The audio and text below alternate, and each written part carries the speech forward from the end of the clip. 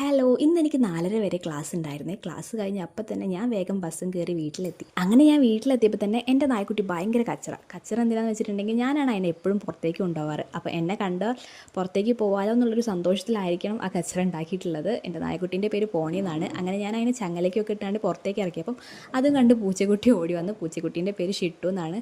ഈ പൂച്ചക്കുട്ടിക്കും ഷിട്ടുവിനും പോണിക്കും പരസ്പരം ഭയങ്കര ഇഷ്ടമാണ് കേട്ടോ. പക്ഷേ ഇവരൊരു ഡിസ്റ്റൻസ് ഇട്ടിട്ടേ സ്നേഹമൊക്കെ കാണിക്കാറുള്ളൂ. കാരണം ഇവർക്ക് പരസ്പരം ഭയങ്കര എന്തെങ്കിലും പറയുക പേടിയുണ്ട്, എന്തെങ്കിലും ചെയ്യുമോ എന്നുള്ളത്.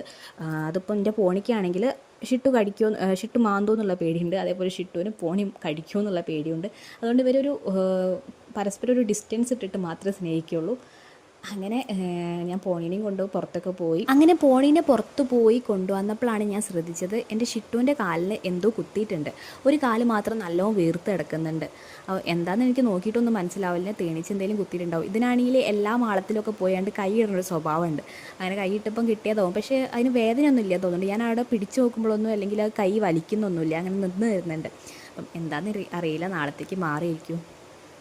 അപ്പം ഇന്നത്തെ വീഡിയോ അത്രേ ഉള്ളൂ. അടുത്തൊരു വീഡിയോ ആയിട്ട് നമുക്ക് വീണ്ടും കാണാം.